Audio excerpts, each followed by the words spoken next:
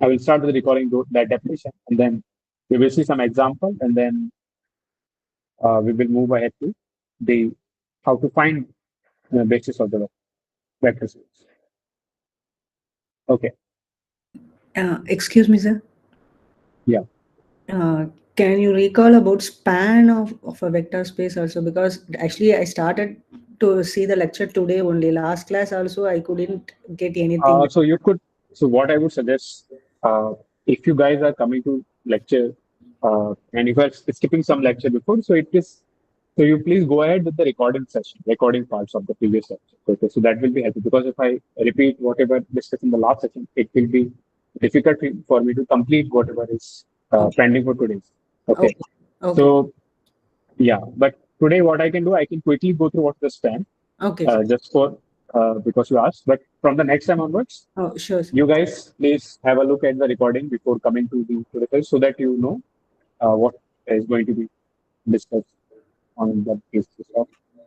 Sure, sir. Thank you. Okay. So yeah, there is one more announcement.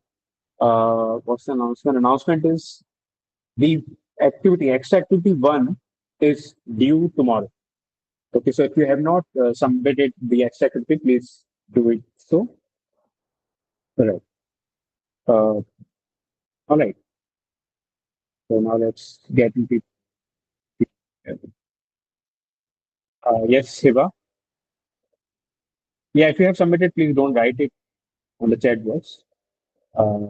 But if you have not submitted, please do. Right. Okay. So,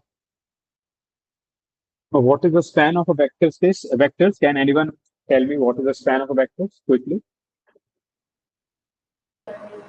The minimum number of independent vectors. No, just the span, not the basis. All Just the possible span of linear combinations of the a vectors they given can set of vectors. produce. Right. Right.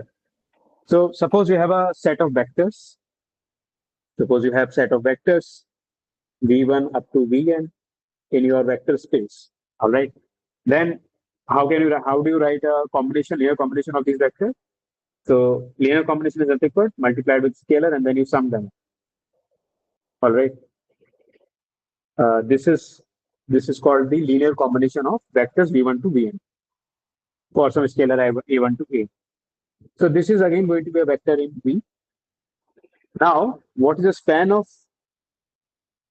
vectors v1 up to vn is precisely all the possible linear combinations. So what you can do, these scalars are variable. You can vary these scalars to any other real number.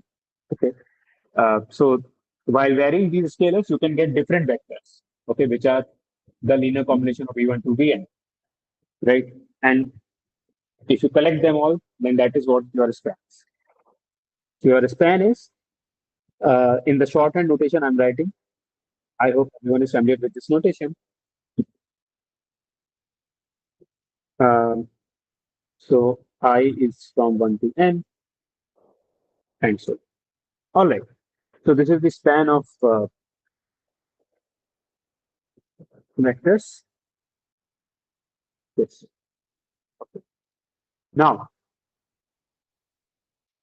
for a quick example, let's take this vector, this combination, this pair of vectors. All right. Now, can anyone tell you what is the span of these two vectors? 1.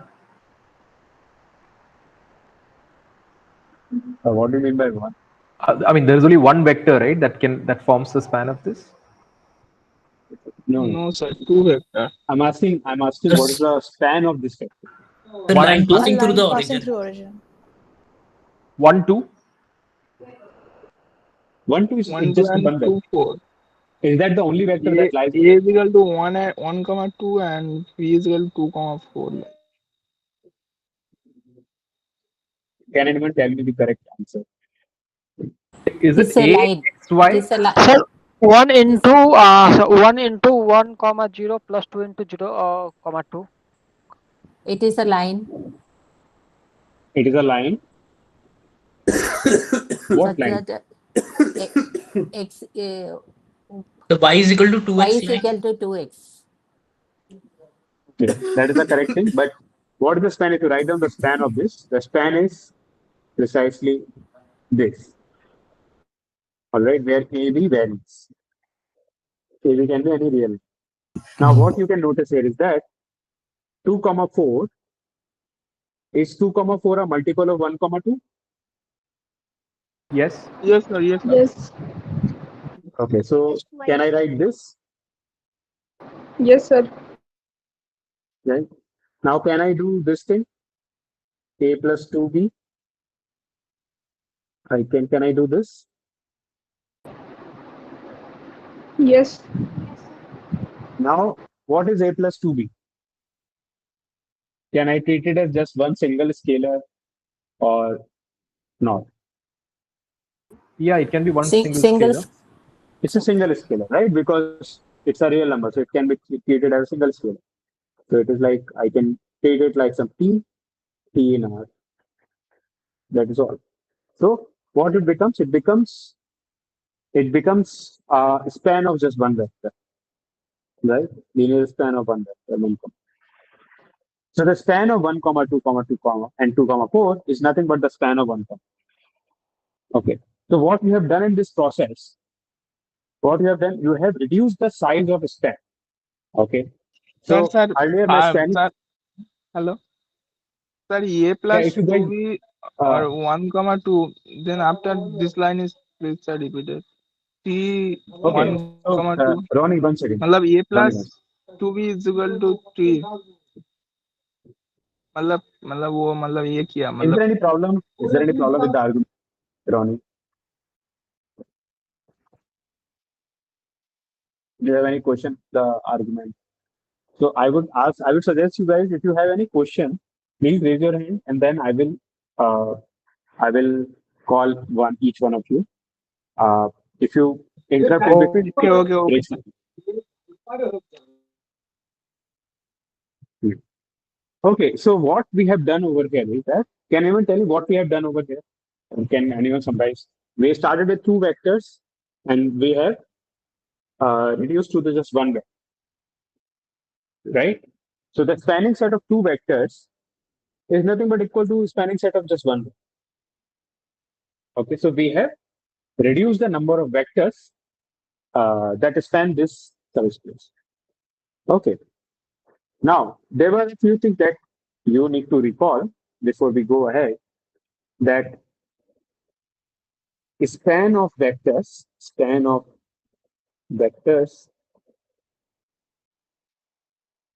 forms a subspace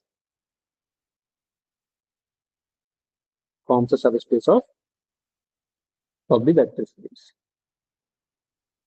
Okay, for an example, the span of these two vectors forms a subspace. Okay, it is nothing but the line that passes through origin and in the direction of 1 comma 2 vector. Okay, it is a subspace of R. Clear? Right? Okay. So and we have also done one thing, that the spanning set, this subspace, we have obtained the minimal spanning set. Okay. So we started with some spanning set. Okay. So these two vectors are called the spanning set of the span of this. If you call the span, let's say some A, then the vectors 1 comma 2 and 2 comma 4 are called the spanning set, okay, of A. And what we have done, we have reduced the spanning set to just from from two vector to one vector. Okay, so we have reduced the spanning set. Okay, so for an example, okay, so you guys want me to use graph, so let me use this. So can everyone see the screen? So for example, if you look at, so these are two axes. Okay, so this is your y axis, this is your x axis, and this is your vector 1, 2. So 1, 2 is, let's say this is 2, this is 1, and this is 1. So your 1, 2 vector is, this is your 1, 2 vector. And then, and what was your other vector? Other vector was 2, 4. So it is, let's say this is 3, this is 4, and this is 2. So your other vector is going to be, okay. So this was your other vector, 2, 4. Right. And now we were asked to find out the span of these two vectors. And then you find out the span of these two vectors is going to be what? It is going to be a line which they cover. So this is going to be the span. Okay, this is going to be the span. But this span is nothing but a line. It can also be given by just looking at this vector, which is 1, 2. So that is what we have done. So we have reduced the spanning set to just 1. In other words, I called this spanning set to be A, this subspace to be A, and I have reduced the spanning set of A from 2 vectors to just 1 vector. Then in other words, I have obtained the minimal spanning set. Okay, we will come to this terminology later, but let me first define what is the basis. So in basis of a vector space, so this 1, 2 vector forms the basis of this subspace A. So now let me define what is the basis. Yes, Amu, do you have anything to say? Yes, sir. So is it necessary that it lies on the span is only valid for a line or for a plane? No, because I've taken vectors of in dimension 2 dimensions, so there are only 3 possibilities of subspaces, right? It can be whole plane, it can be just a point or an origin, and the other thing is this line. And it But is also I have- necessary, sir, is it is also necessary that it must pass through the origin? What subspace or linear Uh, span? Yes, sir. Which one? So this this vector must pass through the origin 0, 0. No, Is no. it a necessary condition? Which vector? Which So vector? this so the same vector 1, 1 and 2, and Uh-huh. it No, must pass this through. is not just a vector. This Okay. is not just a vector. It is a span of vector. What is the span of a vector? Okay, I got it. No, what is the span? Tell me what is the span. So basically, it is like projecting where all the vectors would lie.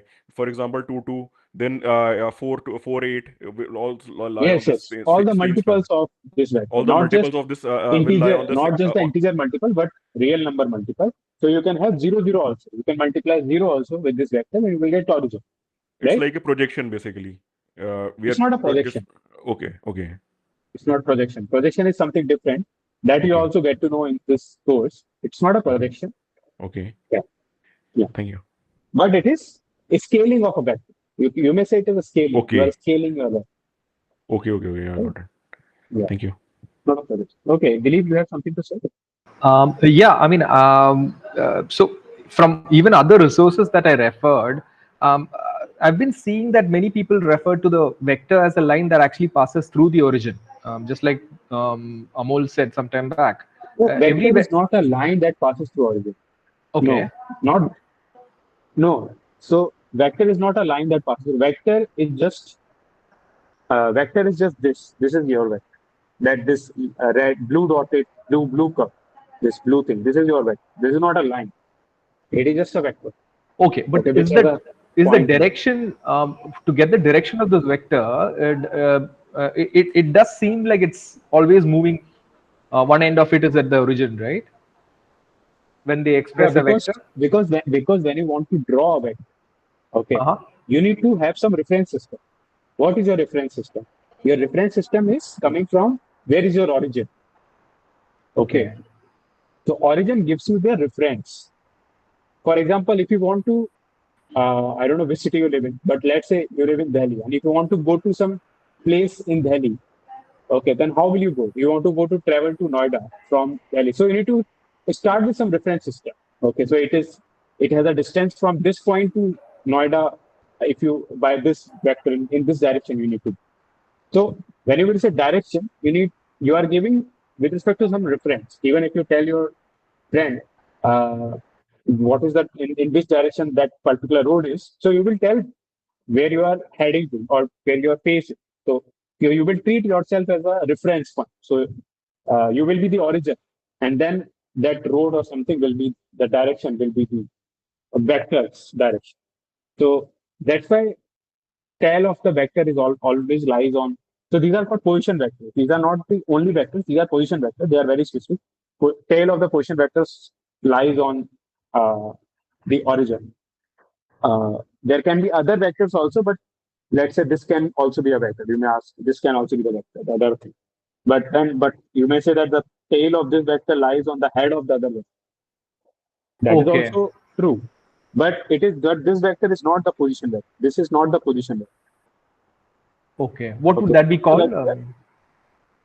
This is just addition of two position vectors. All right. All right. Yeah, addition, or in particular, it's a subtraction of two vectors. So it tells you, it just tells you that the head of two vectors are from this point. Let's say you are at this point. One of your friends is at this point. You are at this point, and another friend is this point. So how will your friend A tell you to go to B? The friend A will tell you need to go in this direction wherever you are. Something like this. Your A will tell you that B should go to this direction in this vector structure wherever you are. So that is how it works. So you always need a reference system to draw the graph, and you take. All right. Thank you, sir. How do you calculate span if one vector is not a multiple of others? Yeah, you will get to know. Span is just nothing but you just need to look at all possibilities of the vectors, vector combination. Span is just nothing but. So you just put a scalar in front of them and then add things. That will be your span. Don't need to worry. Even if there are n vectors, thousands of. Yes, Anurag, do you have anything to add? Yeah. So actually, if the two vectors they do not pass through the origin, then how to calculate the span of those two vectors? You I'm cannot thinking about. you cannot get the span because the span of vectors that you are writing, they are always the position vectors. Okay. Can you tell me any vector? Can you write down any vector which is not starting at the position vector? Can you give me the coordinates of that? Whatever vector coordinate you will give me, that is starting with origin. So we can give the coordinates of the head and the tail of the vector. If you give me the coordinates of the head and tail, at least you have two vectors. Two position vectors. Okay. That means you have two position vectors. You cannot write any other vector without having some position vector. Either with respect to the position vector, you can write them. You cannot write without a reference system. So, yeah. So whatever vectors you will get, they will always be starting from origin. That's all. Okay, thank you, sir. Yeah. Okay, now let's coming back to the topic of discussion, today's discussion, basis. What is the basis? So basis is nothing but whenever you have a set of vectors in your vector space that satisfy these two conditions. That first is that they span the whole vector space, and the second thing is that they are all linearly independent. So you guys remember what linear independent is, right? There, if you write down the linear combination of 0 in terms of these vectors, their coefficient must be 0. Okay. In particular, if you try to solve this equation, a1 v1 up to a and bn equating to 0 vector, then all of these ai's must be 0. That's the only solution to this system. Okay. So that is what linear independence is. And spanning, you already know that any vector of v can be written as a linear combination of this v1 to v. All right, now let's see some examples, okay, that will clear things up for you. So, for example, this first thing. So you have three vectors in R3. So now question is, which one of? So let's take first one. So does first one form a basis of R3? Yes. Okay. Can you explain why? We can represent any x, y, z a linear combination of these basis vectors. Right. So that is the spanning thing. It spans the whole space. But what about the second condition? Are they linear independent also? Yes. Yes, sir. Third one Determinant is also. zero. Yes, sir, they are linearly independent. Right. So they are linear independent. Someone said determinant is zero. So we are not going to. I think we have discussed that, right? When discussing, yeah, we can use determinant to find out the independence because the number of yeah, there are three vectors and then the R3. We are looking at R3, so we can use determinant to find out also. Right. That's a right. All right. So they span whole R3, so they form the basis. Okay. This is a basis. What about the second? What about the second set of vectors? Do they form basis?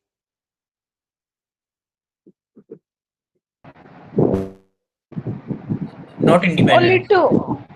Only two of them follow the first condition.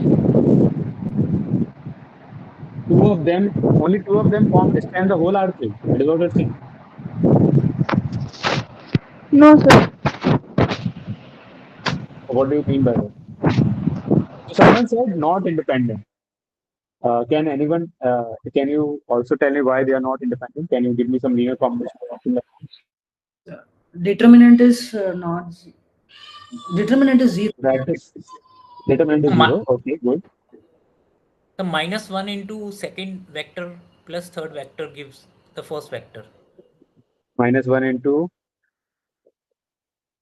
Second vector. plus second vector minus third vector. That is what you're saying? No, I was saying This -1 is into also second fine, vector. right? This is also correct. Okay. First This is vector also, is obtained by adding third vector plus minus of second vector. this is also fine, right? So you are expressing zero. You are expressing zero with non-zero coefficients, right? So they are not independent. They are dependent. Okay, so they don't satisfy the second condition, so they do not form the basis. Not a basis.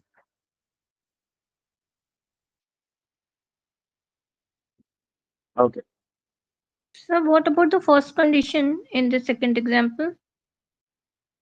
Yeah, you can. Does it span the whole R3?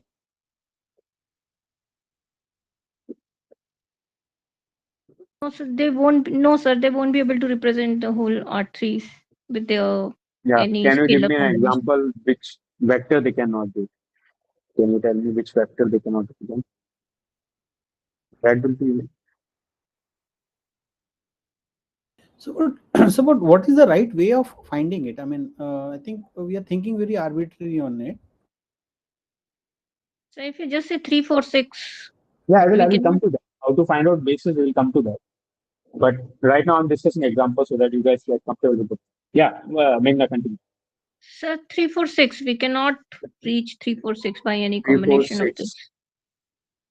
Let's try that out. 3, 4, 6. He is claiming that you cannot obtain 3, 4, 6 by any combination of that.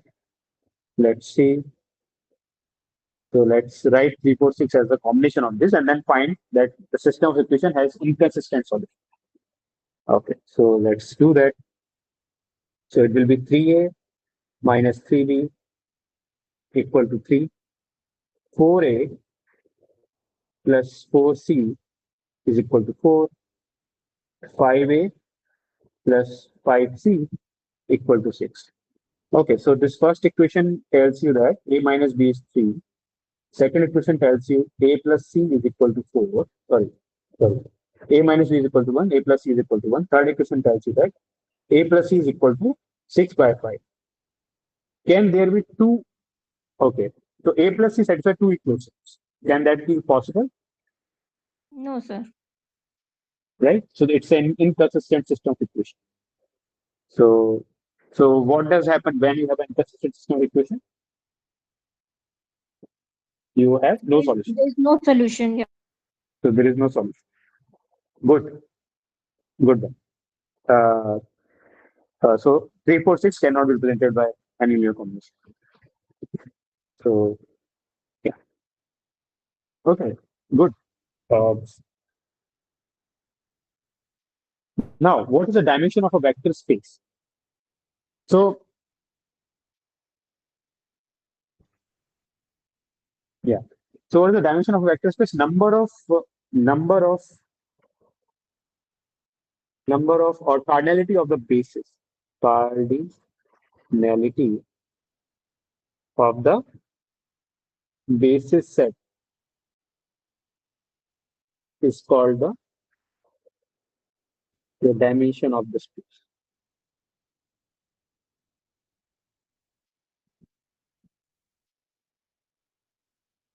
Okay. So, for example, what is the dimension of R3?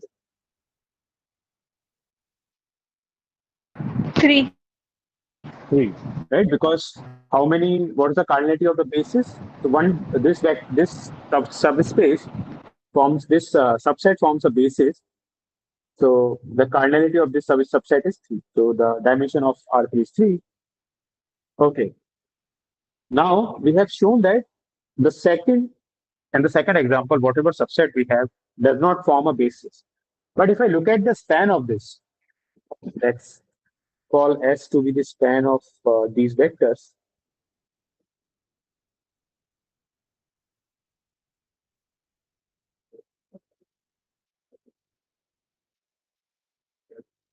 Okay.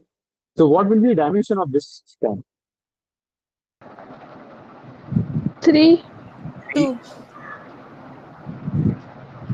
3 or 2? 2. 2.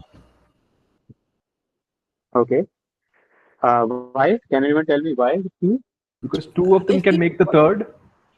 So Yes. the two of them can be defined Right. as the span of the entire vector space. Yes. So you are saying that 2 of them, that means -3, 0, 4 and 0, 4, 5 span. These two span are equal. That is what you're saying. Yeah. Right? Yeah. 3, 5 is the combination of the rest of the two vectors. So you can just remove that vector and then you can work with the remainder. Yeah, that is correct. But now you need to prove that they are independent also, because they span the whole spanning set, but are they independent also? That also you need to prove in order to talk about the basis, right? Yeah, in this case, they're independent. Right, so they're independent. So what will be the dimension of S? It will be 2. 2, sir. Good. Good. So now everyone know what is the dimension. You need to find out the basis, and once you know the basis of the subspace, you just count number of bases are. How many number of bases are? So it is independent of the basis you get. It can be. It is not dependent because the basis is characteristic property of your vector space. So that number is going to be same. Okay. Whatever your basis may change, but the number will be the same. Okay, so dimension of vector space, everyone is aware of that now. So what are the equivalent definition of this? So I discussed in this case also that we have reduced the spanning set from 2 vectors to 1 vector. Okay, and this 1 vector actually forms the basis. Because now you can check. Now once you know the definition of basis, you can check that this forms the basis of what of the spanning set A, or basically this line, right? Because it is independent, because there is no other vector to compare it with, and it spans the whole space. So it is the basis in particular. So we have reduced the spanning set to just 1 vector. So in some sense, basis is the minimal spanning set, right? Because we started with 2 vectors, we reduced to 1 vector, minimal. Similarly, in this case also, we started with 3 vectors, we end up with 2 vectors, so it is minimal. All right. And what is the condition of minimality? It is that they need to be independent. That is the minimality. So this becomes an equivalent definition of this, or equivalent way of saying what is the basis. So what we know first, we know that set of vectors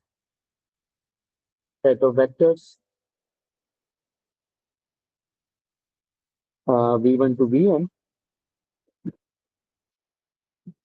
that span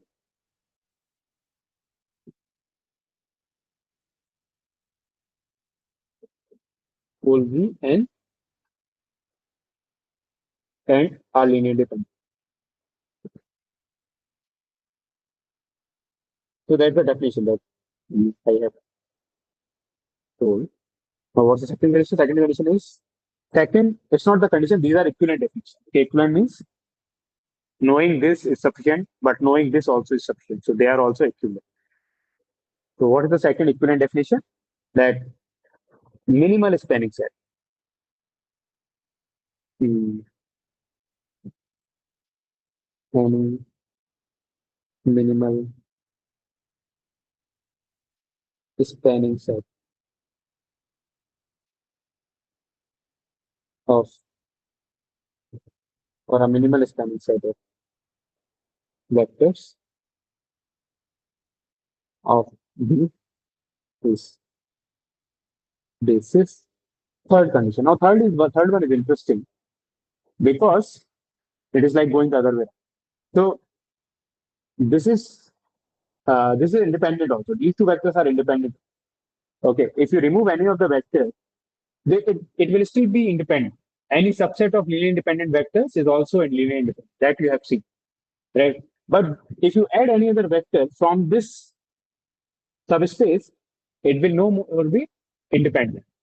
So in some sense, it is the maximal independent set. Okay, so basis is also the maximal linear independence.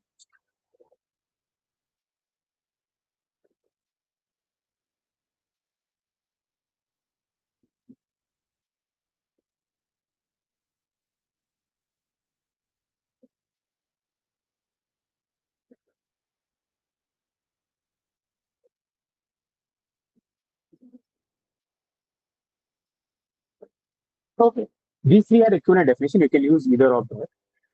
What mostly will be used is this one whenever it is convenient, but these can be used quickly. Okay. All right. So now let's do some exercises. Sir, could you please explain the last point of the basis Right. definition? Okay. It's not the last point of the definition. The definition is this. This is the definition. These are equivalent definitions. Okay. Don't get confused that you need to see all three conditions. This is sufficient. Each point is sufficient. Each point is in itself a definition. First thing. Second thing, you want me to explain it again. So look at this. So this is this. These two vectors are independent. Okay. If you remove any of the vector, let's say you remove this vector. Okay. Let's say you remove this vector. Whatever is remaining is still an independent subset. Okay. Because any subset of a linear independent subset is again linear independent. But if you add any other vector to this coming from this strand, okay. Let's say this one. This is not linear independent. So the basis is actually the maximal linear independent set. That is what I'm saying. Okay, sir. Okay.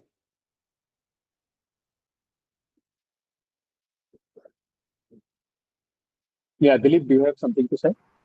Yeah. So this is a basis, all right. But in case you want to see if this is a basis for R3, then it is not, right? You'll still need to add one Yeah, more. it's not. It's not. Yeah, it's not basis of R. No, it is the basis of this subspace S. Okay. And the one Right. we are omitting is not going to help if you want to make it a basis for R3, right? Because one of them is dependent on the other two. Yeah. All three have to be independent in that case, right? If you Yes. want to. Yeah. If you want to find out the basis of R. Okay. All right. Thanks. Yeah. Okay. So now let's do some exercise. So this is slightly different question. So you guys are familiar with matrices, right? Now, so I have set of 4 vectors. So now matrix, I have set of 4 matrix. So now question is, do they form the basis of M2 cross? Okay. Can anyone tell you what is M2 cross 2? 2 rows and 2 columns. 2 rows and 2 columns. That is fine. Each entry is a real number ABC. Okay. And that is 2 cross 2. Okay. Now, you can check that this forms a vector space with the usual addition that you can add two vectors entry wise, and you can multiply scalar, and multiplying scalar will multiply to each coordinate. So that's how the operation is defined. So what is addition? Addition is you can take two vectors, two matrix.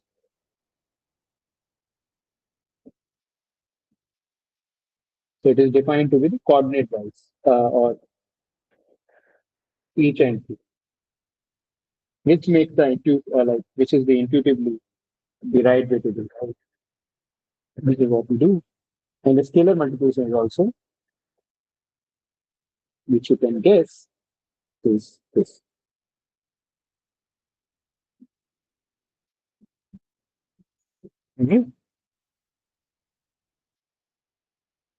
All right. So this is under these two operations, it defines a vector space. You can check if you have any. Okay. Now question is, does these four set of vectors from M2 cross 2 form a basis of form a basis of M2 cross 2? Okay. Yes. So again, what do we need to check? We need to check whether they span whole R2, M2 cross 2. Second thing, are they independent? So let's check for the spanning. So what is your guess? Do they form a basis? Do they not form a They basis? will form. What is your They guess? will form the They will form. basis. Okay. What others? Do others also think that Vigna is correct? Yes, sir, they will. Okay. You guys seem pretty confident about it.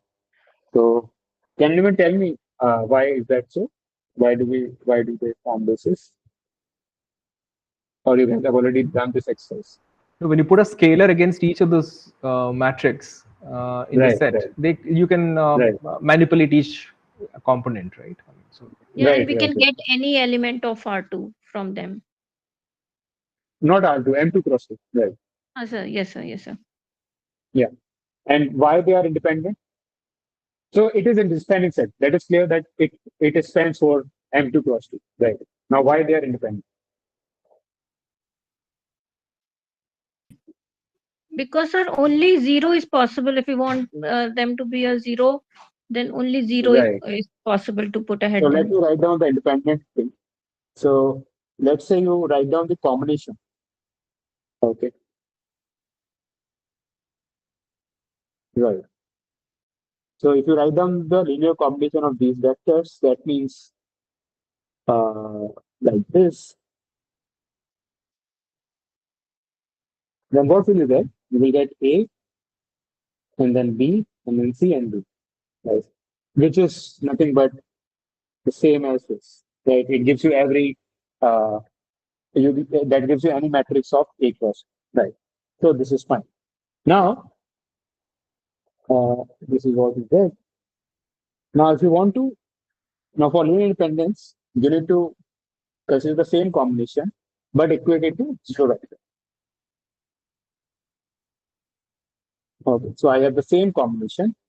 Now I equate it to zero matrix. What is the zero matrix? All entries are zero. So if I do so, what I will get on the left hand side, I have ABCD equating it to 0, 0, which will force me that ABCD are all equal. So they are independent. So yes, they form the basis of M2 cross 2. Good. Good. Excuse me, sir. Yeah. Sir, the last thing you do for the linear dependency check, can you please do that again? Yeah, this is what you can see.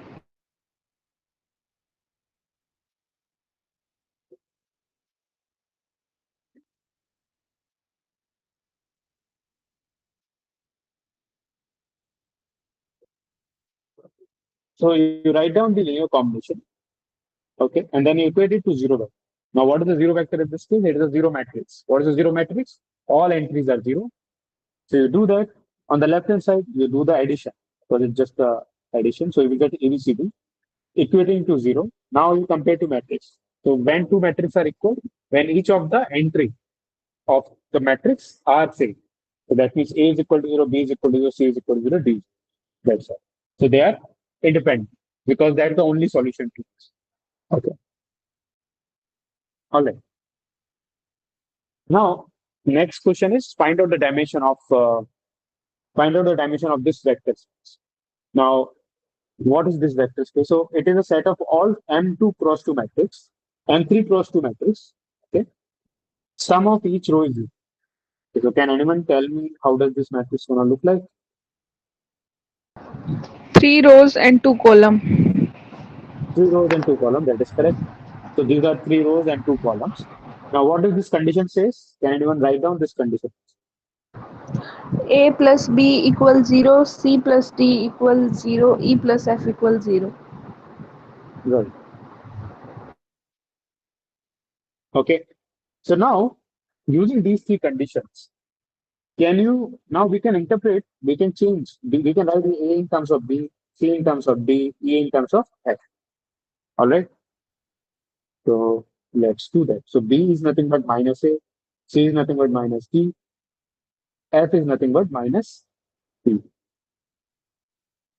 All right. So what will you get? Now we can rewrite this general form of the matrix into this form. A minus A, C minus C, E minus E. Okay. For A, B, C in R. Is this fine? Everyone is okay with this? Yeah. Now, what I'm going to do? Now I'm going to do something which is a reverse mechanism. Okay? Now what I can do, because you can see that first 2 rows have A in it. Okay, first 2 rows have A in it, second row has C in it, third row has D in it. Now I want to break it into 3 matrices. Okay, because there are three constants. So that's my intuition saying that I need to break it into 3 matrices so that I can write them as a combination of 3 matrices. So what will that matrix be? First row keeping 1, other all rows keeping 0, 0, and multiplying with 1 and minus 1, right? Plus B, plus C. First row 0, 0, second row 1 minus 1, third row 0, 0, and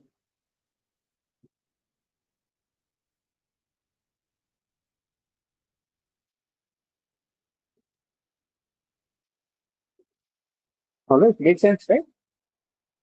So I'm kind of doing reverse mechanism. Okay. Now, do I get basis also?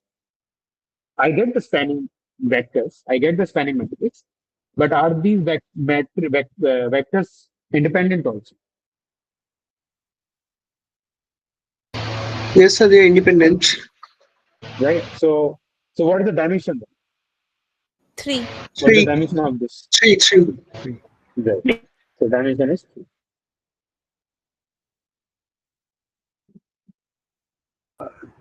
So can you just explain why we did this B is equal to A plus B is equal to 0? I mean, why did we do that in the first place? I mean, I was lost a bit there. No, look at this definition. This is a subspace of 3 cross 2 matrix where sum of each row is equal to 0. Okay, that's a part of the question. So I missed that. Sorry. No, it's fine. That's part of the question, right? So now, because of this condition, I can write this condition as this, and then I can do that. All right. Let us. Yeah. Any question? Can we directly just like dimension number of linear its basis? So in that question, we will see and other three parts. Your voice is breaking. No, Shelly, your voice is breaking. I cannot hear what you. Yes, Dilip. Do you have anything to say? Yeah. So if they had not given A plus B is equal to 0, in which case it would have been 6, right? The number. Yes, sir. All right. Thanks. Yeah, Shelly, you may write also if you are able to. Am I audible? Yeah, now you are audible. Sir, I am asking that can we do that question directly? Just like we know that dimension is the number of linearly independent vectors in its basis. So here we can say that B is depend on A, C is depend on D, and F is depend on E. So in that way, can we Hmm. say that its dimension is 3? No, but when you say dimension is three, you need to give me some basis also, because dimension is what? It's number of bases, right? You need to go by definition. So what is the definition of dimension? Number of bases. So do you have a basis with you? No. You need to come up with the basis. Now, how to come up with the basis? This is a direct way to come up with the basis. You just do the reverse mechanism. You get the spanning set, and then the spanning set, the vectors in the spanning set are linearly independent also. That is a maximal spanning, minimal spanning. So, so you get the basis of. Once you know the basis, you know the number of, just count the number of bases. You get the dimension. You get, if you say directly the dimension is going to be three, the question will be, where is the basis? How do you find out that number? Yeah, it looks clear that it Yes, is. sir. How do you But find it? for multiple choice question, can we do like this way? Means it is Yeah, correct method or not? Just asking that. for multiple choice course question, they don't ask for justification. Okay, so we can do whatever way, but in order to be correct, right? In order to be correct, I would suggest you do this at least roughly, because this is the way. So you don't get confused and making unnecessary mistake by computing this. Okay. But yeah, Okay, that's sir. true. You can see that it depends on these vectors. That is fine. In this case, it happens to be that way, but it need not to happen in general. So let's look at some more examples.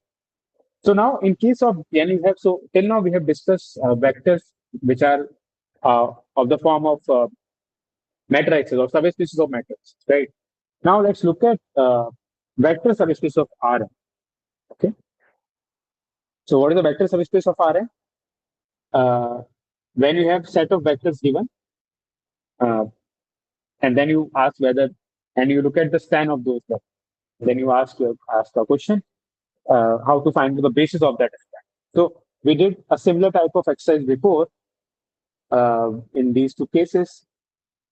So this is the first case where we started with three vectors, uh, but we found out that the dimension of the span of these two vectors is nothing but two, and the basis were these two vectors.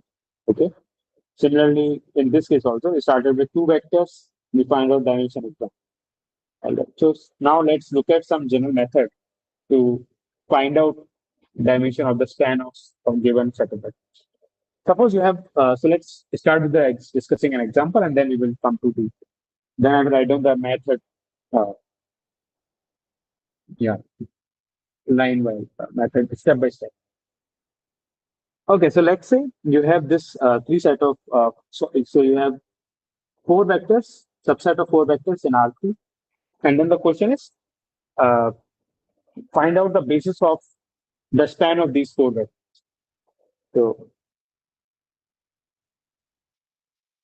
So let's S denote the span of these four vectors. I'm not writing down these vectors again, but it is understood. Right. So let's find out the basis of these four vectors. So how do we find out? So we need to check whether they span whole R3. That's the first thing. Second thing is that are they independent on? Okay. So how do we do that? So we write these vectors as row of a matrix. So we form a matrix by writing these vectors as row vectors, row of these of that. Let's say A is my matrix where I write each vector as row of that. Okay. Now what I do, I apply Gauss elimination or row reduction and find out the RR linear form of this. So everyone is comfortable with that. So let's do that. So what should I apply first?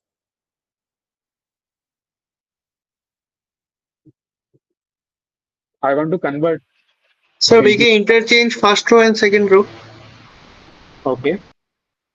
R1 with R2.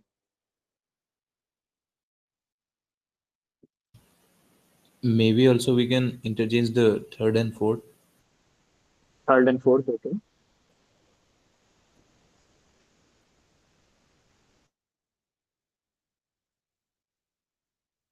All right. Now, what should we do? R2 minus 3 R1, R3 minus 4 R1.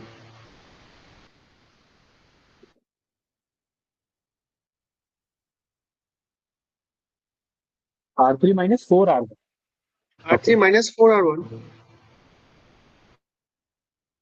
Okay. So 1, 1, 2, 0, 1, minus 1, 0, minus 4, 1 minus 0.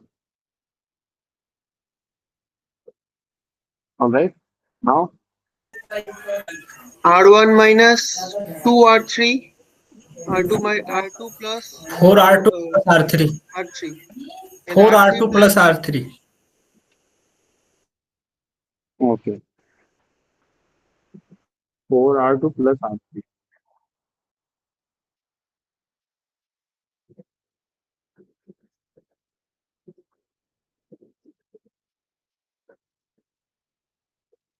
No, that is not. No, that is not the correct row operation. Interchange R3 and R4. R3 and R4. No, sir, we can do that R1 minus 2 R4, then R2 plus R4, and R3 plus 7 R4. Okay, let's do one thing. Let's divide R3 by 4, and then you will get this. Let's say minus 4. So you get 1, 7 by 4, 0, 0, 1. All right. Now let's do what? Let's do R2 minus R1. Let's do R3 minus R2 and R4 minus R2. This will give you something like this. 0, 0, 0, 1 minus 1, 0, 0, 7 by 4 minus plus 1. So it will give you 11 by 4. Right. And then a 0. Why did I do R4 minus R2? Let's not do it. Okay. This is what we get. And now, what I can do, I can just R3 by 4 R3 by 11. I will get this.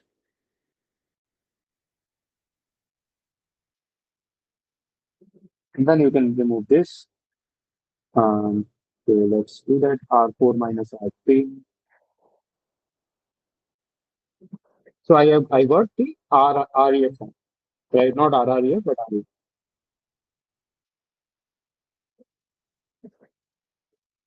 All right. So I got the REF form. So REF form. Yeah. Now just calculate, just find out the number of non-zero rows. Okay. So these non-zero rows, how many non-zero rows are there? 3. 103.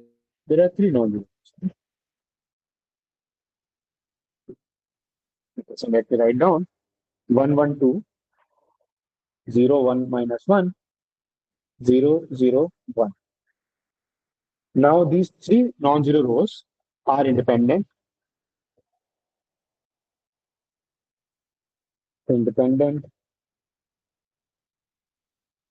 All right.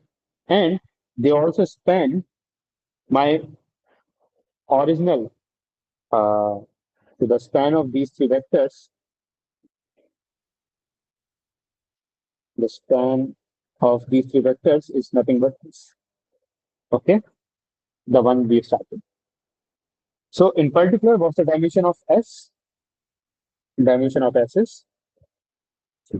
So that's the method. So you start with, you have given set of vectors in some Rn, all right, and then you write down those vectors as rows of some matrix, and you form a matrix by writing those vectors as row of that matrix. You perform the row operation, you obtain the REF form, and in the REF form, whatever matrix, yeah.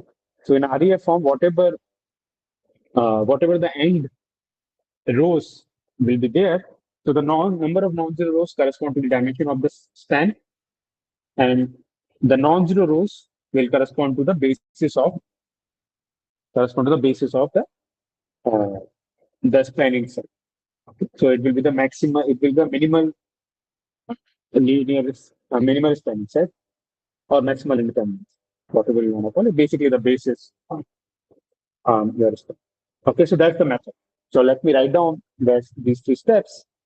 So let me call that to be method 1, writing as rows. Yes, Bhumi, you have any question? Yes, sir. Actually, I just wanted to ask, like in this forming a matrix, we have to make the matrix as REF form or RREF form. You can do either of that. As long as you are in REF form, that is also fine. You can also go to RREF form if you want to express simpler ways. Yeah, because of the two matrix RREF and REF form, my span will be different, right? Vectors No, will be different. span will be What's up? span will be same. It is independent of what either you stop at REF or RREF. The span of these three vectors will be same as span you started of these four vectors, or after you obtain the RREF form, the span will be same. Span will always be same. But sir, after making this into RREF form, the spans will be 100 010, like an identity matrix, right? Right. Yeah. So what is this? Then, This also gives you three-dimensional space. So what is the three-dimensional subspace of R3? okay, only three-dimensional is what we R3. have, Right. what we are taking into look. Sorry? My question is the space you have written over here, 1 comma 2, the vectors in the space 1 comma 1 Hmm. 1 2 and Hmm. other two will be different, right? If it is converted into RREF form. Yeah, you will get a different set of bases, but the spanning set will be same. The span will be same. That is what I'm saying. Okay, no issues. Thank you, sir. Yeah. The span will be same because it will again be a subspace of R3. What is the subspace of R3? Of three dimension? Three-dimensional subspace of R3 is R3 itself. So you won't get anything different, but the basis will be different. That is correct. Basis will be different, but not the span. So, sir, in this example, which is the basis actually? Dimension is S, span we got. Yeah, this is the basis. The rows, the non-zero rows will be the basis. Okay. Each non-zero row, you write down as a vector, they will be the base. Okay. So now what is the method? Method is step 1, write vectors form a matrix with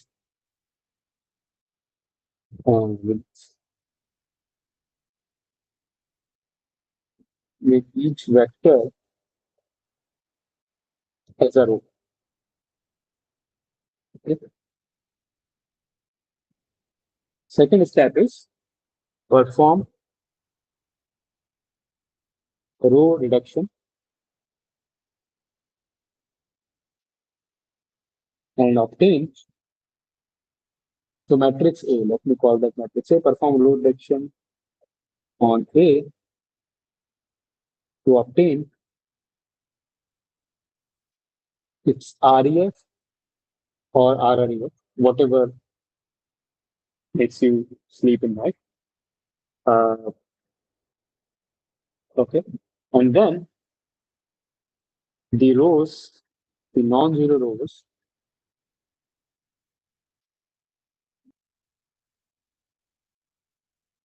non-zero rows of REF A or RREF A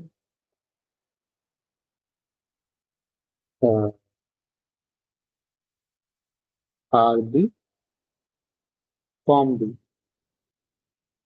on basis of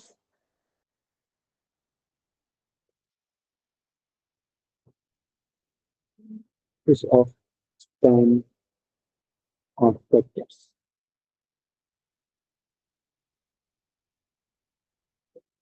Okay. So is the Suppose basis you unique or no, this is not unique. There can be infinity many.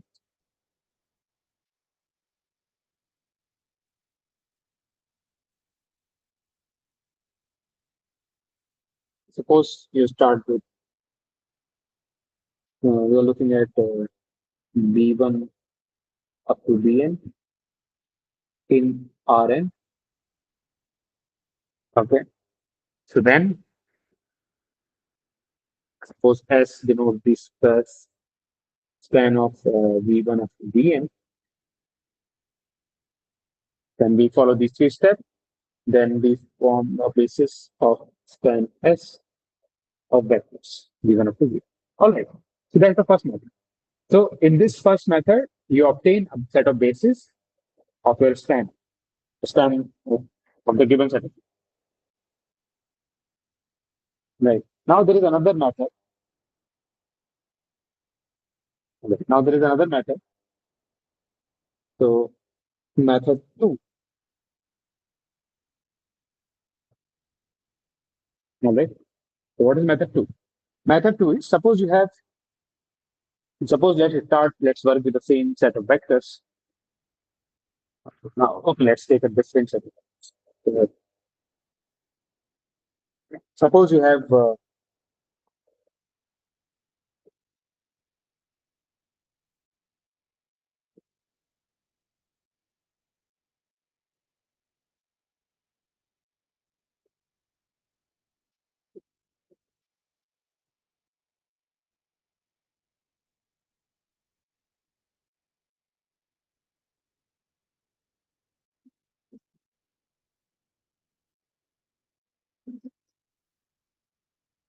okay, so you have these 5 vectors in R4.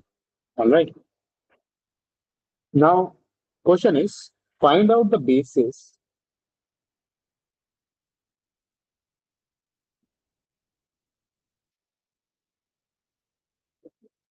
from this subset of vectors.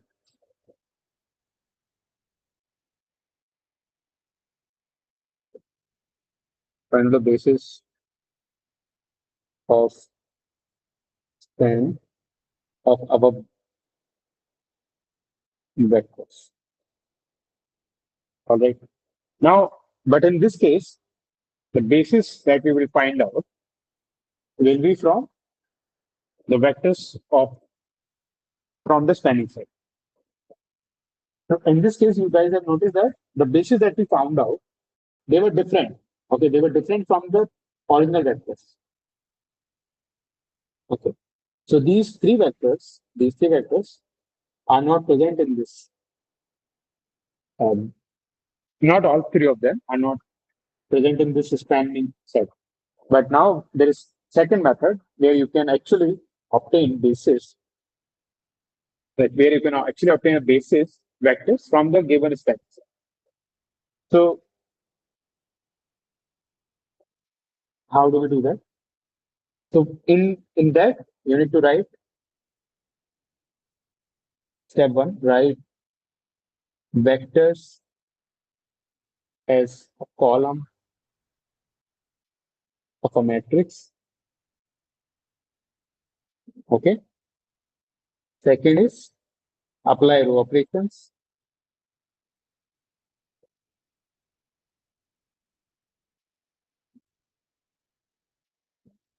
Row reductions on A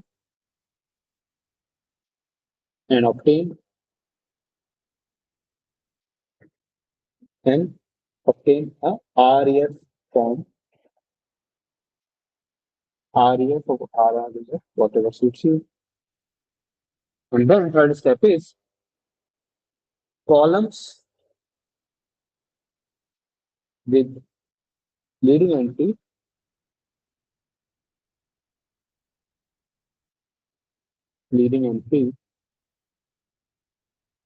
column with leading entry or pivot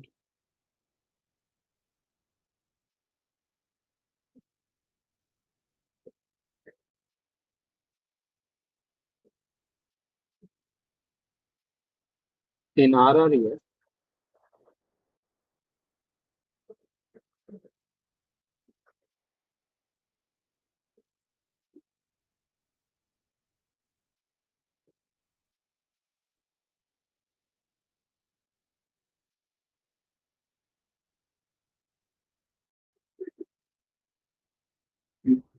Let me phrase it better.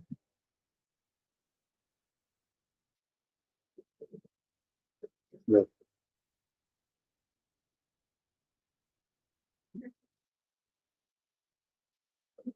Column with leading entry in RREF correspond to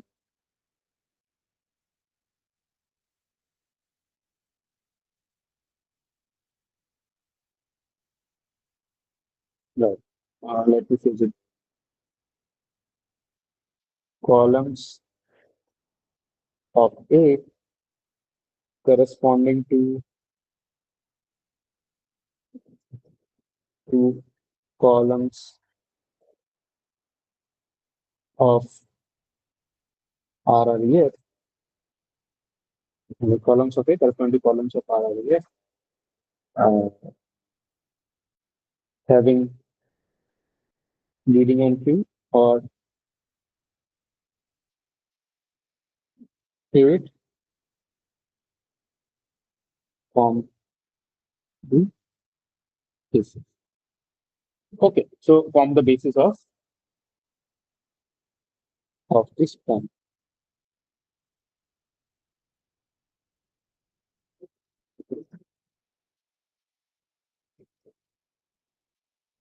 All right.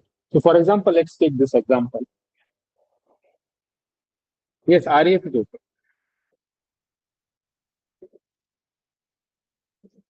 Yeah. So let's take this example. You have 5 vectors in R4, and let's look at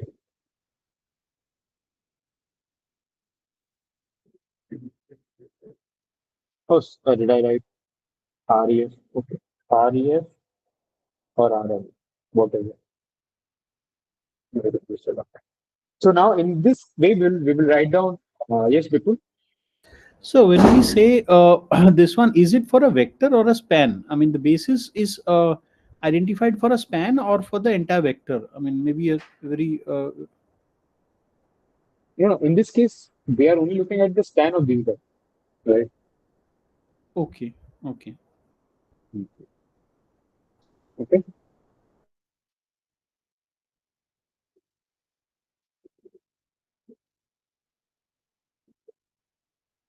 No. So now let's write down these rows as columns of a matrix A. 4, 5, 3, 4, 5, 6, 1, 2, 3, 4, 0, 0, 0, 1, 1, 2, minus 1, 0, 2, 2, 2, 2. Now apply row operations. Sometimes we will take vectors as row of the matrix. Sometimes we take its column. Do we do it in both ways? Both ways means? Sometimes vectors are represented as Either of the two, whichever is convenient to you. So no difference. Yeah, no difference. Okay. No, sir. In the last example, you took the row wise, and this one is as a column wise. Hence the confusion maybe. Yeah. So why I'm telling, because if you want to find out basis in terms of the, you want to find out the basis vector in terms of the vectors from the spanning set.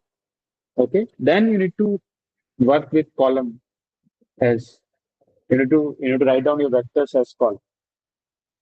And if you're fine with finding out just the basis, it need not to be from your spanning set, and you can just work with this. Then you can just work with everything. Sir, can you Make sense? say the same thing once again? Yeah. So what I'm saying that, look at this. So in this example, I use row method to find out the basis. Okay. I wrote every vector as row of this matrix A and then find out the basis. Now the basis, look at the basis. The basis vectors are not coming from the spanning set. Okay. Do you see that, right? Right. Yes, right. But suppose now you want your vectors in the basis from the spanning set, then we can use this column method. You can write your vectors as column, and then you can perform row operations, and then you look at the leading entries, wherever the leading entry lands, look at those columns. Corresponding column in the ordinal matrix will form the basis. Okay. Okay. Right? We are not taking in the columns in the RREF form, only the No. original. The first time we write the matrix, we are referring that columns. Yes. Okay. All right.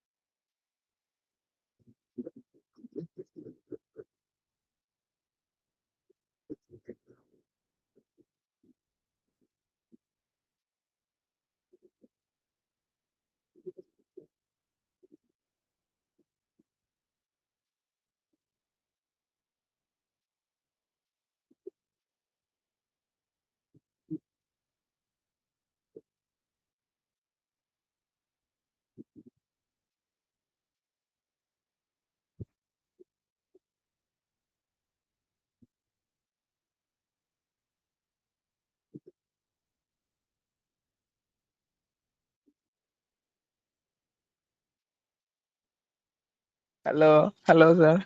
Yes. Okay. Right. So now you can perform row operations on that, and you can find out. So let's do the row operations, and then let's find out.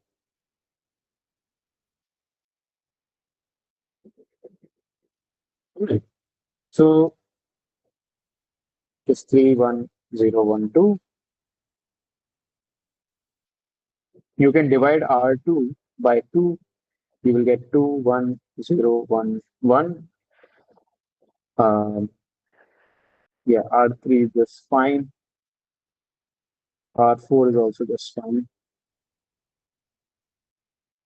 Now R1 by 3.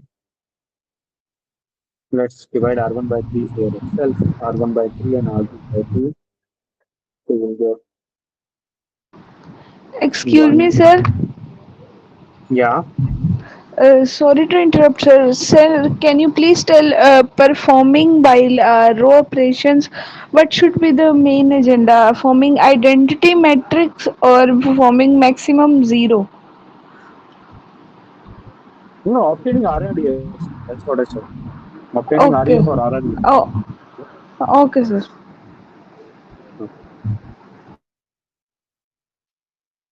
Yeah, it's going to be completion now. Taken a longer, bigger matrix. So,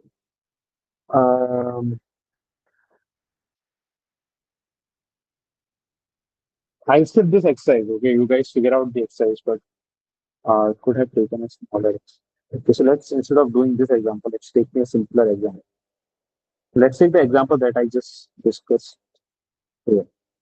3, 4, 5, 1, 0, 2.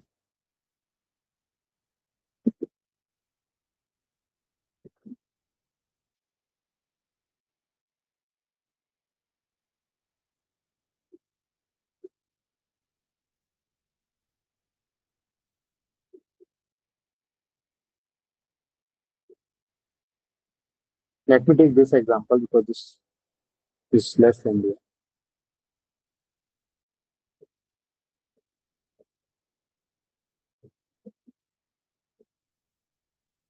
Okay, so now let's do this.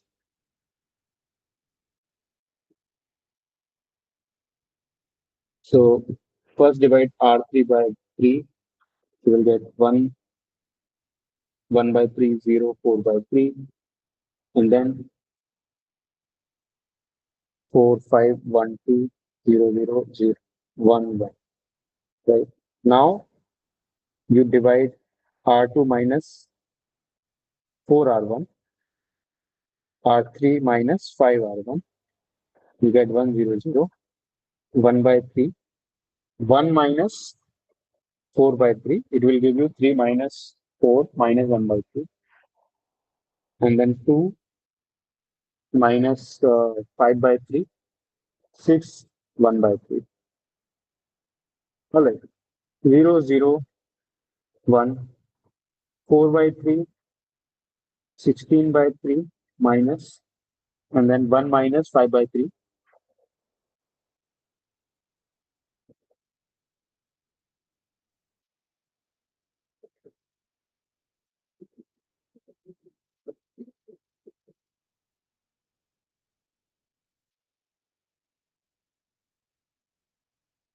Okay. So now, now we can just R2 minus R3 minus R2. This will give you 1, 1 by 3, 0, 4 by 3, 0 minus 1 by 3, 0 minus 16 by 3, 0, 0, 0, 1. And then this plus this minus that, it is minus 1. All right, so now we have reduced the REF form. We have obtained the REF form. You can clearly see that first, second, third. So we have leading entries in first, second, third. It's not REF yet. Let's do one more operation. R2 by, multiply R2 by minus 3. So you will get REF. 1, 1, 1. 60. So, Minus 1 by 3. a doubt.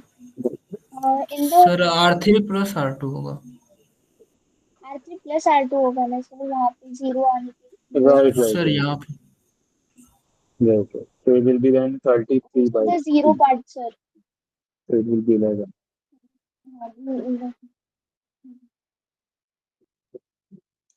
Minus 11, So, right?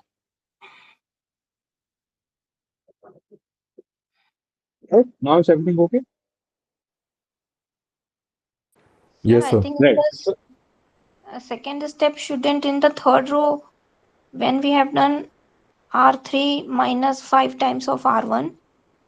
Hmm. The second element shouldn't it be minus 1 by 3?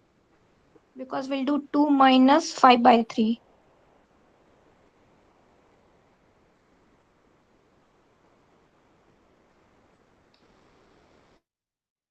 Yeah. It is 1 by 3, right?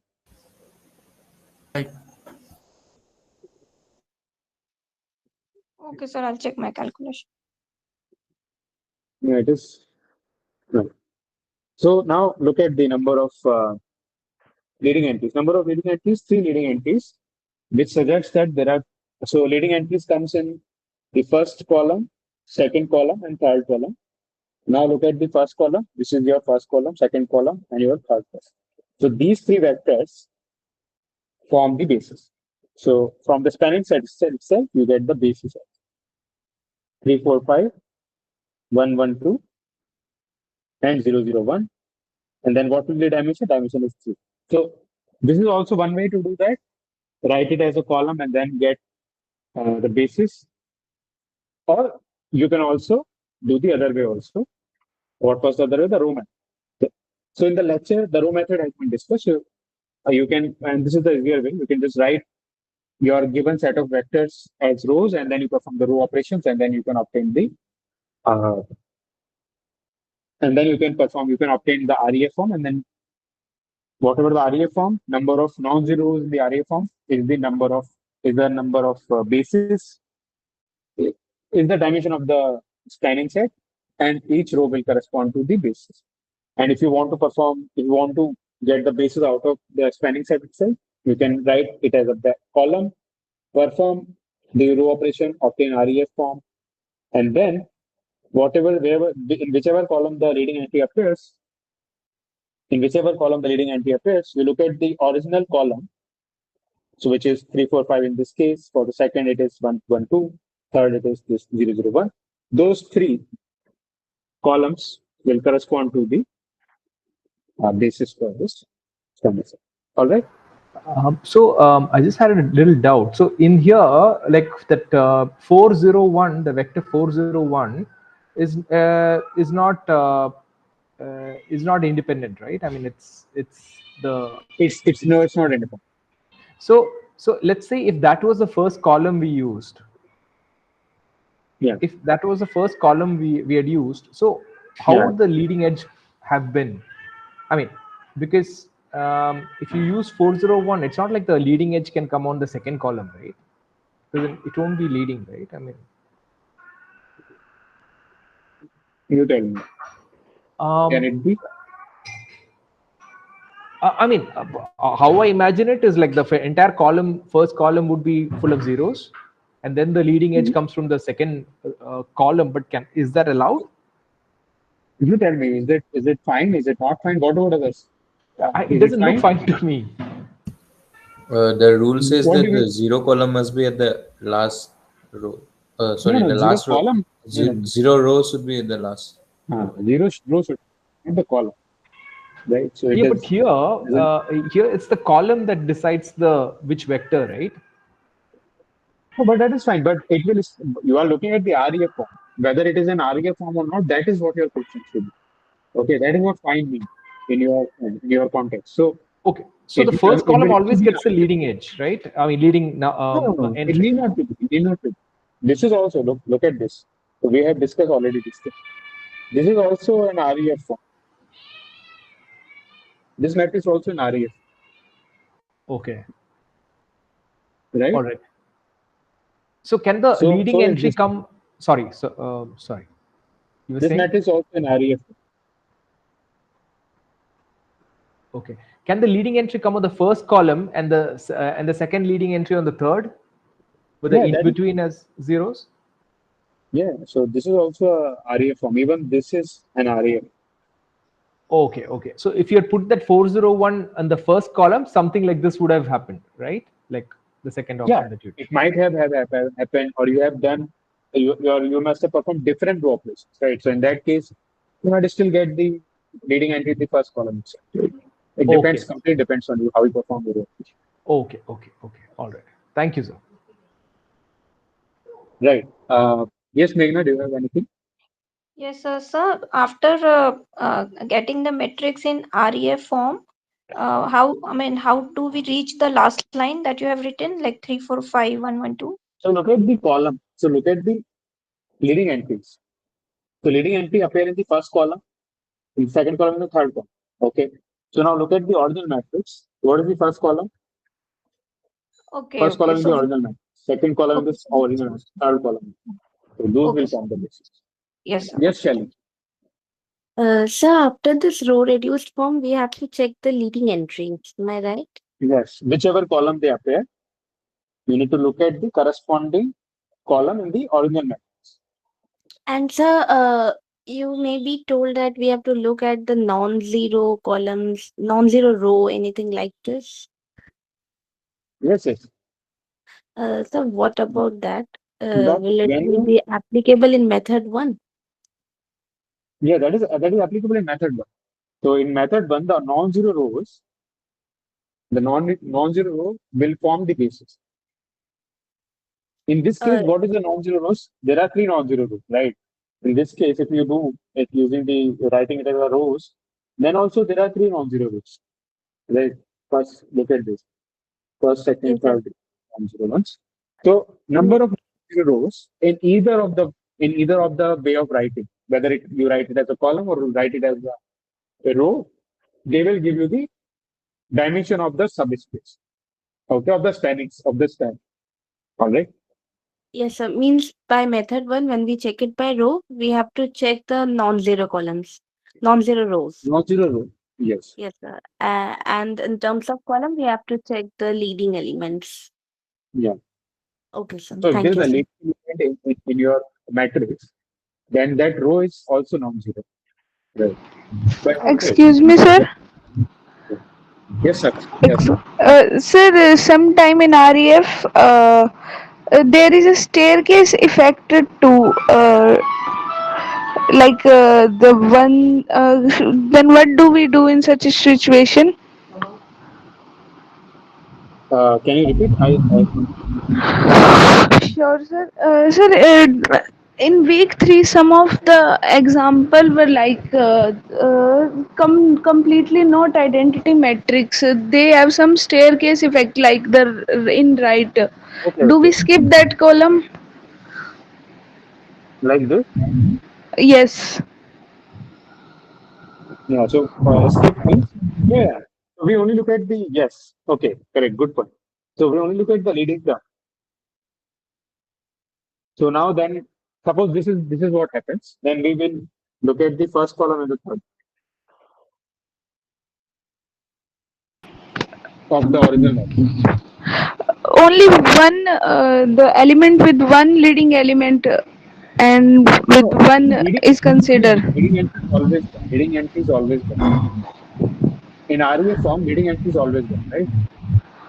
Okay. Do you recall REF form? What is the REF form? Can you recall that? Yes, sir. It should, the next leading element should be in its right, and it should be one and only non-zero element in its column for RREF. Yes, that is correct. Right. All the zero rows should be at the bottom. That is the REF form. Right. Okay. So you recall that. So in this, the first leading entry appears in the first column. Second leading entry appears on the third column. So we will look at the first column and the column corresponding to the first column and the third column in the original matrix. Like that. Yes, Anurag? Yes.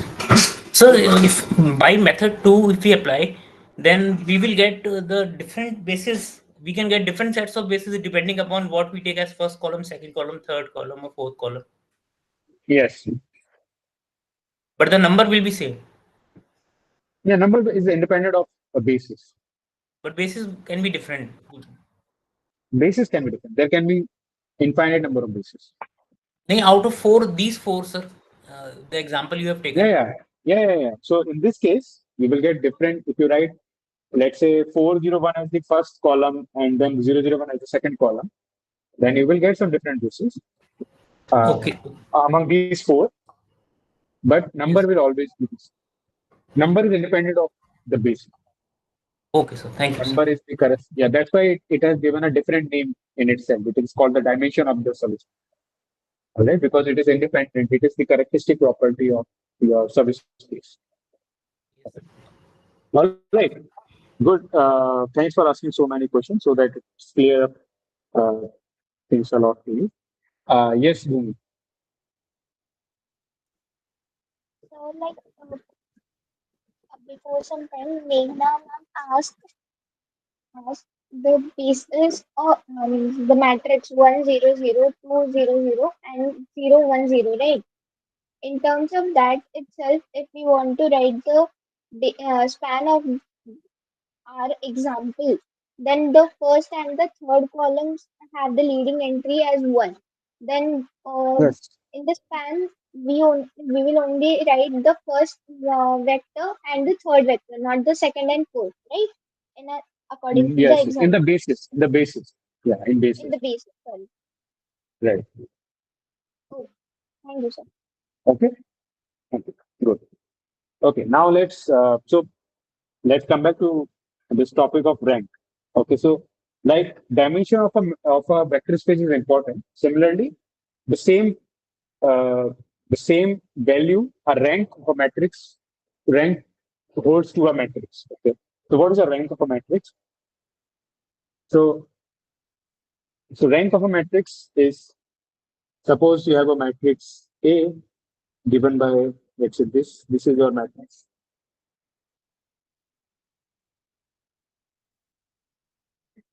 This is a 3 cross 4 matrix, right? So now, what is the column space of this? Column space is, So 4 rows and 3 columns. oh sorry, 3, 4. So what is the column space? Column space is the span of columns of A. Okay, that is called the column space. What is the row space? Is the span of rows of. Okay. So what about in this case? What is the span of what is the column space? Column space is in this example is in particular A times 3400, A2 times 2501, A3 times 1610, where A, I are in R. All right. Now, what about the span of rows? It is A1 times 321, A2 times 456, A3 times 001, A4 times 010, KIs are in. Okay. I've just written our definition of span. Okay. So, in particular, if you look at this, then they also, what are they? They are the span of some vectors, right? For example, a column space is a span of vectors in R4. Okay. Because these vectors are in R.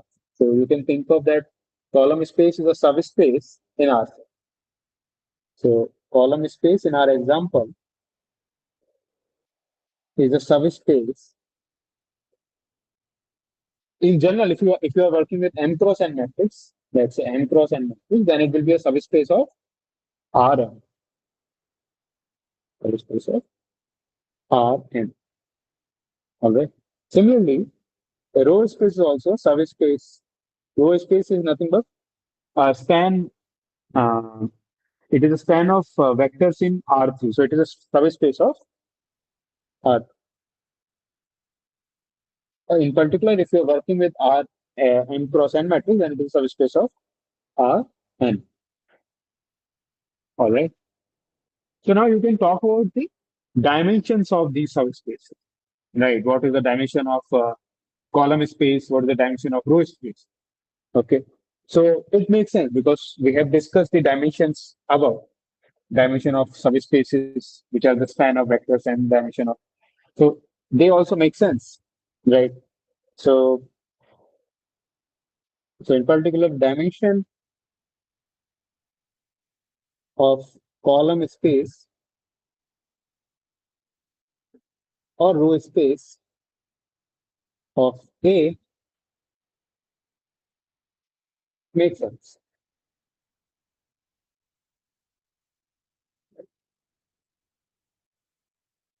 So we define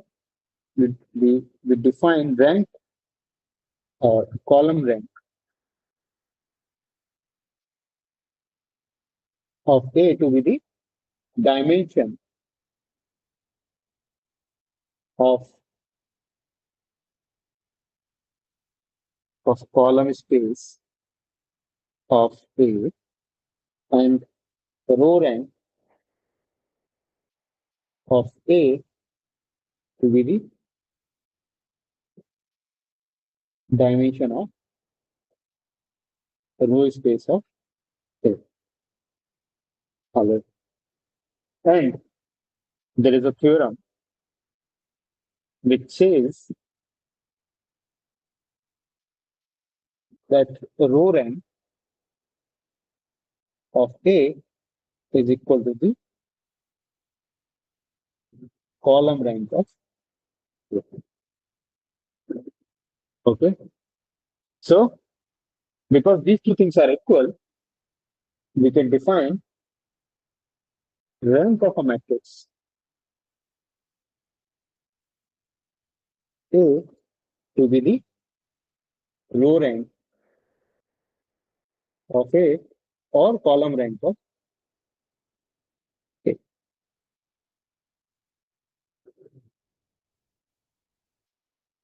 Okay. So now let's work out with this example. So the example that we started. So now, so in order to find out the rank of this matrix, we can either calculate the row rank or the column rank. Now, what is the row rank?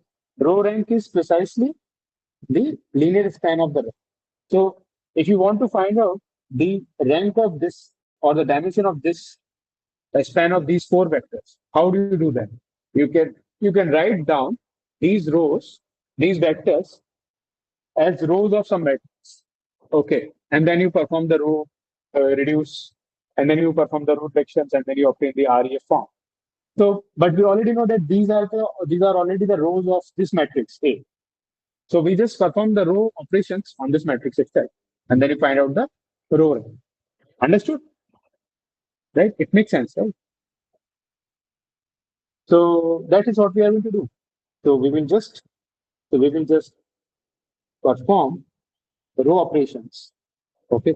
So 3 to 1, 4, 5, 6.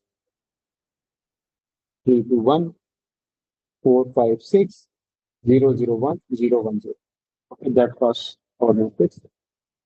Now we perform row operations. So can anyone tell me what should I do first? Let's do R3 by 1, 2 by 3, 1 by 3.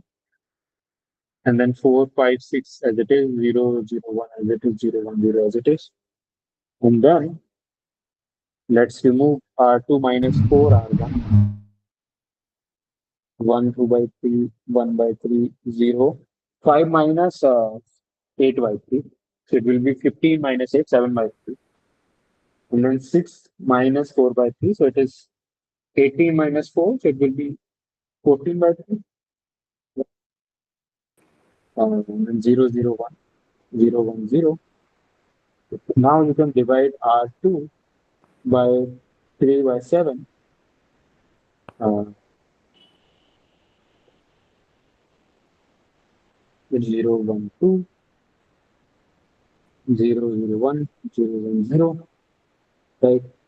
Now you can just remove R4 minus R2. Or you can just replace R4 with R2. So you will get 0, 1, 0, 0, 0, 1, 0, 1, 2. And then after doing that, you can do R4 minus R3, 2R3. Okay. And then you perform one more operation, which is R4 minus R3. So you will get 1, 1, 1, 0, 0, 0, 0, 0. Yeah. And then 2 by 3, 1 by 3, 0. Right. So this is your REF form. All right. This is your REF form. And now, yeah, so what is the row rank? So what is the dimension of the row space? It is precisely the rank of 3. 3. Right? So it is 3. So what is the rank of matrix A? Which is it is equal to row rank. So it is equal to 3. So the rank of the matrix is So can you please explain this rank means how it is 3? what is the dimension of your row space? So dimension is 3. Dimension is 3. Now the dimension of row space is called the row rank, right? And row rank Yes. Okay. Sir. is the rank of the matrix. So dimension is number of non-zero rows. Yeah, dimension is number of. So dimension of row is rank, right? Dimension of row is space. Sir, here even 3 leading 1, right? So in that case, I thought it is 3. I haven't thought about the non-zero rows. I was thinking from a column perspective, and because 3 It is leading 1. column. I'm not using the column method. Okay. But is it the I've same? written down. Huh? Is it the same? I mean, can we also do it from 3 leading entry, that perspective 3? But said dimensions are also same na column and row. But some condition is different for column. But same. No. Okay. Guys, you are getting confused. So what I'm doing here is that I'm finding out the rank of the matrix. Rank of the matrix is equal to row rank or column rank. Okay. So if you want to find out the column rank, you need to look at the column space. What is the column rank? Column rank is the dimension of column space of A. How do you find out dimension of a column space? For column space, you need to look at these vectors, which are the columns of A. Okay. Now, what is the dimension of these 3 vectors? Now, there are 2 methods to calculate the dimensions. So you only stick to row method. Okay. You don't stick to the column method per se. So now, Okay. right? So you can either calculate the column rank or row rank. Why? Because column rank and row rank are always same. Okay. So that is what we do. But in the So last now method we that have, we did, sir, I mean, in the last method, but the question was, can we think from a do we need to think from a non-zero row perspective 3 or 3 leading entry 3? non-zero rows. Okay. You can do it in either way. It is fine. It doesn't change because if there is a leading entry, okay, so then that row is also non-zero. And if it is a zero row, then there is no leading entry. Right? Makes sense? Okay. Got it. Thank you. Whatever way you use, you are anyway counting the number of non-zero rows. Doesn't matter. So when we are doing the matrix, do we arrange it based row or column? And if it has got anything to do with the non-zero rows of the leading term, in the exam, if we get a matrix like this, then Right. should You can calculate the row rank. Okay, you just keep the matrix as it is, and you perform row operations on it.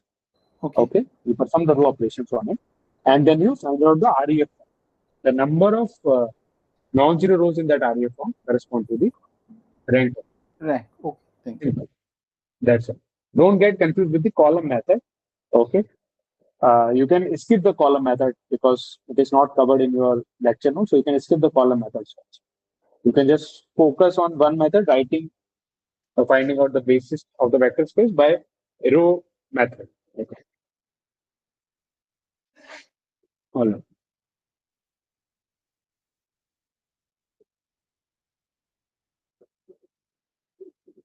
All right.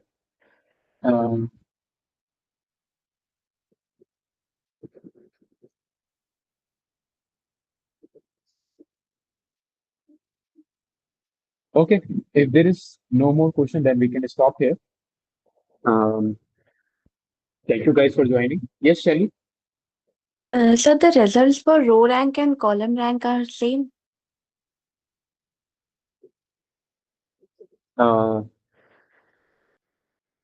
Results for what kind of results? Row rank and column rank are same. They are No, the the same thing. means for any matrix, if we find its row rank and column rank, so the answer is finally same, right?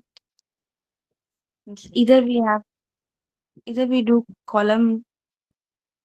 Yes. They are same. Row rank is equal to column rank. That is the theorem that I just mentioned. Okay, sure. Yeah. Yes, Meghna. So whenever we are asked to find the rank, so we are given a matrix. and we have to do the similar kind of Yes. operations that we learned earlier, and we find the Yes. rank. Yes. And while we are Yes. finding the dimension, we are given some vectors. We make a Yes. matrix, and then we do Yes. the same thing. Okay, sir. Yes. Yes. Okay, sir. Yeah. Thank you, sir. Thanks for summarizing. Yes, Dilip, you have anything to add to that? Yeah. So when you encounter such a problem, so what's the first weapon of choice? Is it going to be the column method, or is it the? I think the row method is easier. You can just write down each vector as row vector and form a matrix, and then you perform row reductions, and then you will get the non-zero rows, count the non-zero, that will be your basis. So row Each basis non-zero row. So row each row space will be is your better. yeah. Okay. All right, sir. Thank you. Sir, we can find column rank or row rank by the two method 1 or method 2, no? Yes, yes. Okay, column rank and row rank both by method 1 and method 2. Okay. But Yes, column is the way we can find vectors which are within the vector space that you've been given in the question, right? So if you're asked to pick No, vectors that vectors will always be in the vector space. Okay, vector will always be. But I think what you want to say from the spanning set. From the spanning set, yes. From the spanning set, if you're supposed to From the pick, given spanning set, yeah, then it will be. yeah, just so that you can avoid the unnecessary vectors from it. So then the column Right. method is a better way to go about it, right? Right. Exactly. Thank you, sir. Yes, Nirmala. So I have a question. Is there example if there is a matrix A which belongs to R n by n and A cube is equal to A, then A square and A should have the same rank? It is a matrix of M cross N type. No, n cross n. N cross N, a square matrix. Yes. Okay. And A Then cube A cube. equal to A. Okay. Then A square and A should have the same rank always.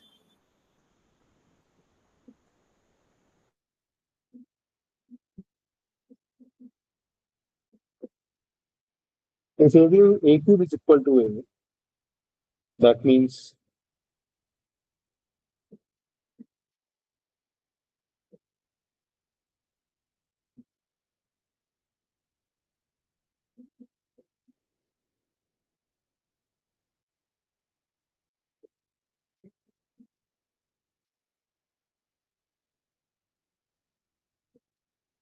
okay.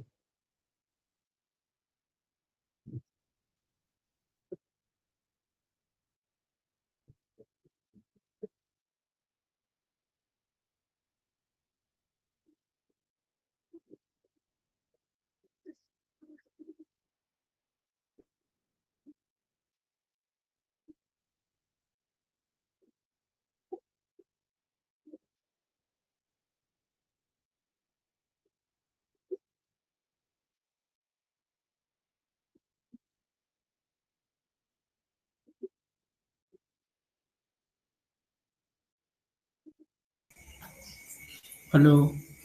Yeah.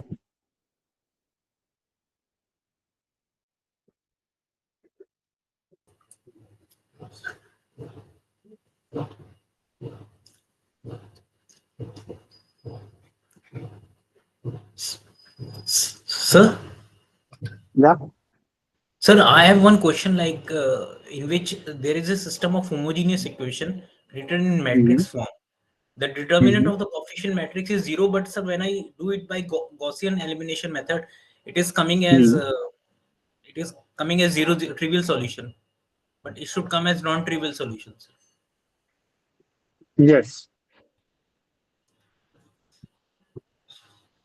Sir, I have tried. It is coming as 0, 0, 0. A trivial solution is coming, sir. No, what is the RREF form? Sir, can I dictate the matrix? Yeah. What is the RREF form of that matrix? Just tell me the RREF form, whatever you are getting. The RREF form is I4, identity matrix of order 4. Oh. Is your calculation correct? Sir, I What's have the checked. matrix? So, yeah, matrix I am saying, sir. Can you write, sir? Yeah. Go ahead. Some first row is 1 minus 1 by 3 minus 1 by 2 and minus 1 by 2 and minus 1 by 2. Yes. So second row is minus 1 by 2, 1 minus 1 by 2 and minus 1 by 2. The third row is 0 minus 1 by 3, 1 0. And fourth row is, sir, minus 1 by 2 minus 1 by 3, 0 and 1 into this is the coefficient matrix, and into x1, x2, x3, x4 column Yeah, vector is equal to yeah. 0 0 0. That is correct. Yeah, that is correct. So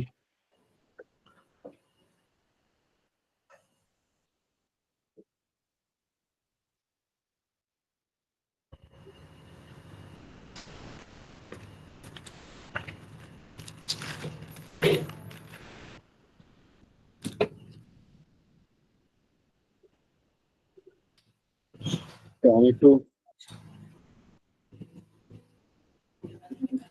minus plus half or 1.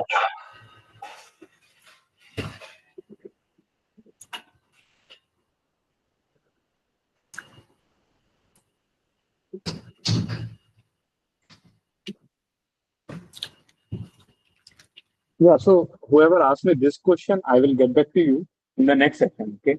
The next session is going to be this Saturday. So I will get back to you with the solution. I think it requires more than what you already need.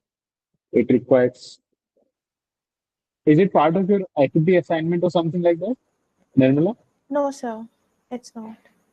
Set Okay, was so I think set was asked in gate. it was asking gate. Yeah, Yeah. so it requires more than what we know. I think it requires something which is eigenvalues. It goes into that. So I think that is not covered in it. So, Okay, sir. but yeah, but if I can get some simpler solution, which I don't think I can, but then I will get back to you next week. Okay, sir. Okay. So, and who asked me this question? Right. Yeah. So what's Anurag? Yes. So I will check with this. I got your metrics. I will check with the RRA form, and then I will let you know in the next session, which is on Saturday. How does that sound? How does that sound? Good. Yeah, sure, sir. No issue. Okay. Okay. There was one other guy who asked Yeah, me sir. to look at Yeah. 3.2. Yes. What's your name? Can you say me your? Sorry, hello, sir. Yeah. What's your name? I can't. Arnab. Okay, Arnab. So I will do Saturday. I will also take your. I will have a look at it and I will let you know. Okay. Okay, What sir.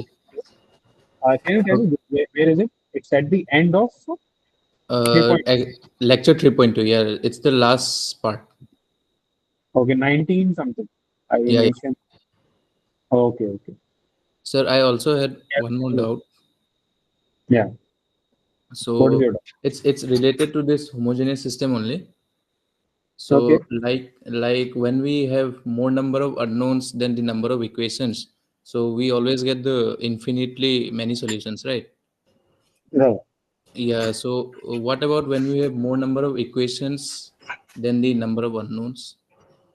Like if we have 3x, like 3 unknowns and 4 equations, then what happens, sir? If you have 3 unknowns and 4 equations, yeah. So you might also.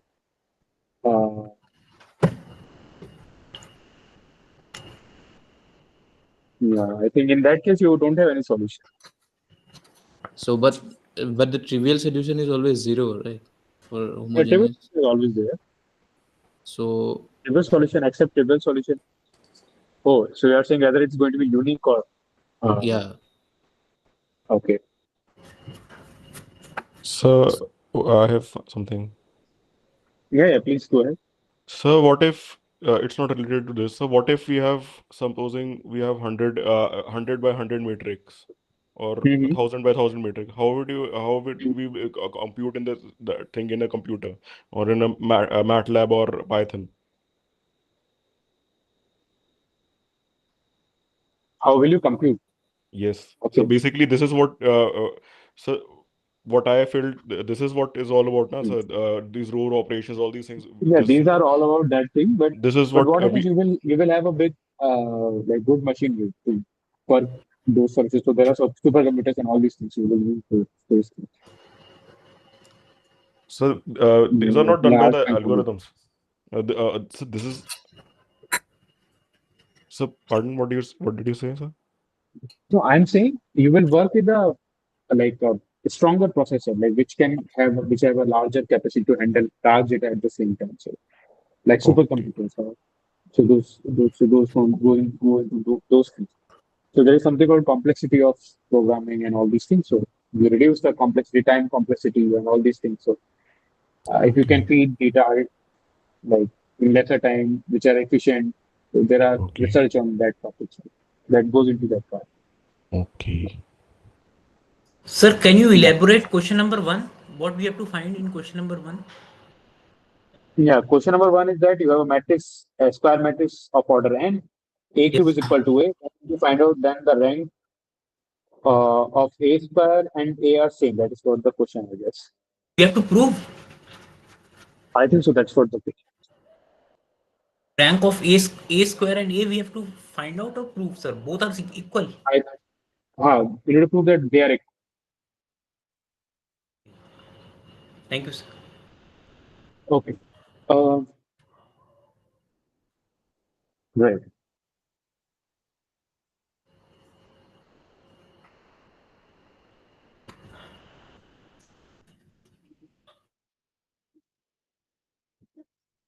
Okay, you guys can leave. If you guys have no more doubt, then you guys can leave.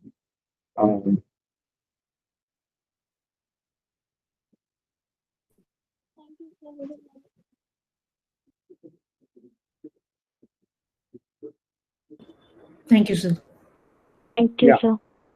Thank you for joining. Thank you, sir.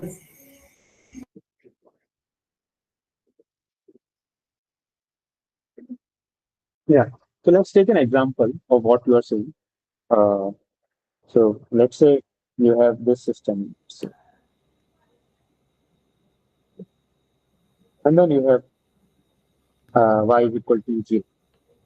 Right. So it Yes. has three equations but two variables. Yeah. Right. So y is equal to 0 is always there. So if you place y is equal to 0, so you will get x equal to 0. Okay. So let's take some other thing here. So that will give you the unique solution. Right. And if you have, let's say, x minus equal to 0. So now you have three Yes. equations. So this will give you that x is equal to y. This will imply that 2x is equal to 0, which implies that x is equal to 0. And then, so you will always get a unique in that. Okay. Okay. So it's always the trivial solution only. So unique solution only I'll get if the number of Yeah. equations are more. Hmm. Okay. Okay.